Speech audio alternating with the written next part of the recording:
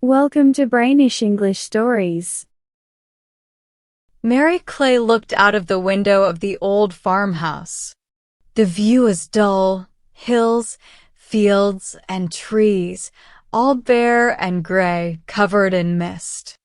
There was no other house in sight. Mary was not the kind of woman who needed people around her.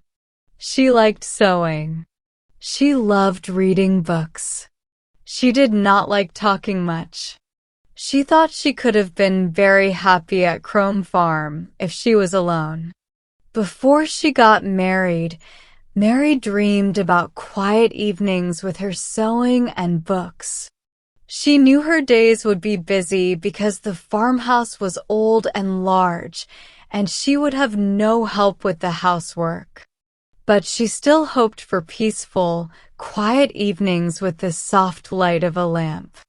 However, after 10 years of marriage, she had sadly stopped hoping for that. There was no peace in the kitchen in the evenings. Peace was chased away by John Clay's loud voice. He was always giving orders, complaining, or reading the newspaper out loud in a clumsy and jumbled way. Mary liked silence. She was a quiet person. But John loved the sound of his own voice.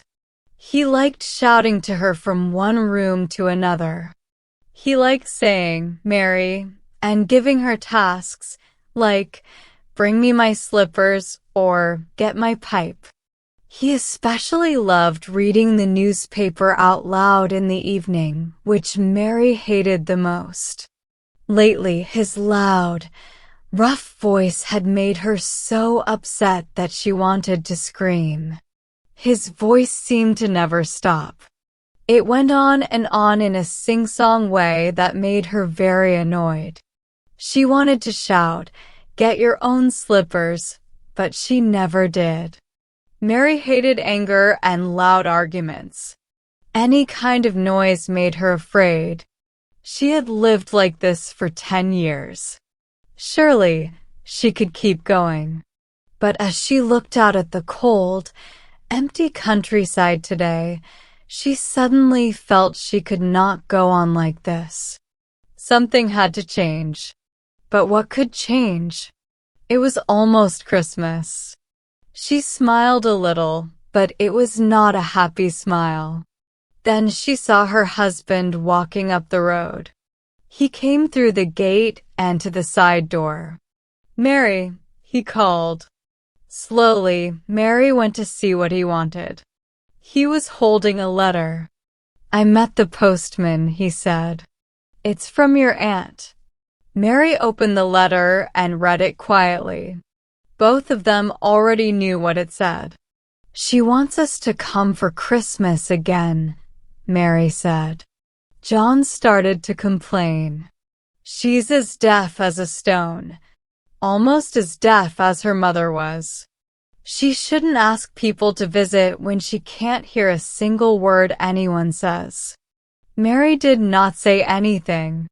John always complained about the invitation at first, but deep down, he wanted to go.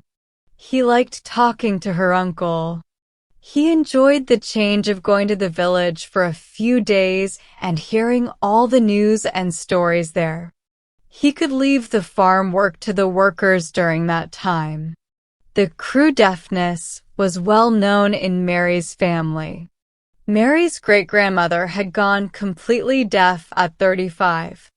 Her daughter, Mary's grandmother, had the same problem. Then Mary's aunt, who had raised Mary as a child, also became deaf at the exact same age. Finally, John said, "All right," in a grumpy way, as though her silence had convinced him. "We should go. Write and tell her we'll come." It was Christmas Eve. Mary and John were in the kitchen of her uncle's farmhouse. Her deaf aunt, Jane, sat by the fire knitting. Her thin face had a strange, mocking smile that she always seemed to wear. The two men stood in the doorway. Mary sat at the table, staring blankly out of the window. Outside, snow fell heavily, covering everything. Inside, the fire made the copper pots and pans shine. The light also fell on the dishes on the wooden shelf and the hams hanging from the ceiling. Suddenly, James, Mary's uncle, spoke. "Jane," he said. The deaf woman did not move. "Jane," he said louder. Still, the old woman did not respond. Her wrinkled face near the fire stayed calm and still. "Jane." At last, she turned a little towards him. "Get those photos from upstairs to show John," he shouted. "What about boats?" she asked. "Photos." James yelled again. "Coats," she said in a weak voice. Mary watched both of them.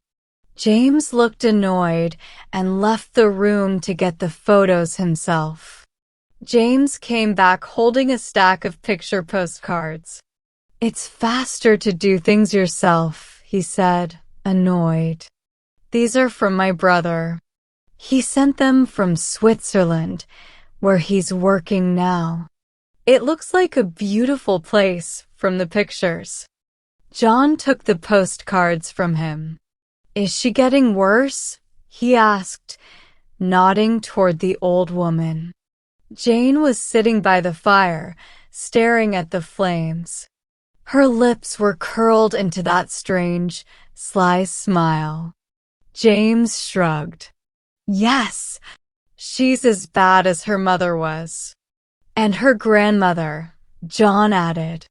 "Yes, it takes longer to ask her to do something than to just do it yourself. Deaf people also get a bit slow. They can't understand what you mean. It's better to leave them alone." John nodded and lit his pipe. Then James opened the door. "The snow has stopped," he said. "Shall we walk to the end of the village and back?" John agreed and grabbed his cap from behind the door.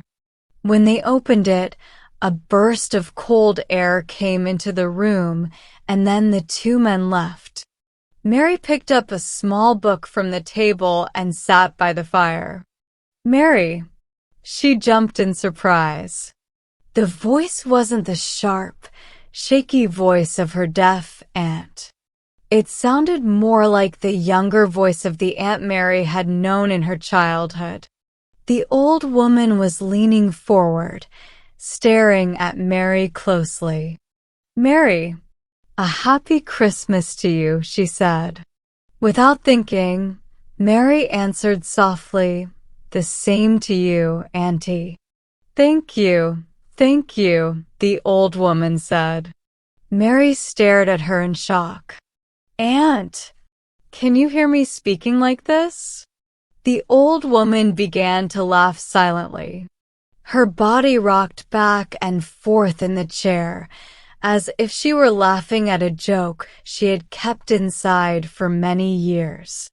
"Yes, I can hear you, child. I've always heard you," said the old woman. Mary grabbed her aunt's hand excitedly. "Then you're better now, Aunt?"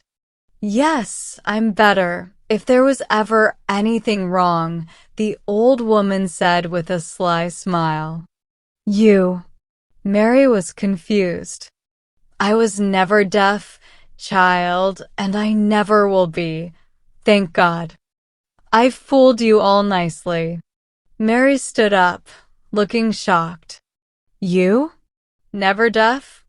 The old woman laughed softly again. "No, not me, not my mother, and not her mother either." Mary took a step back, unsure.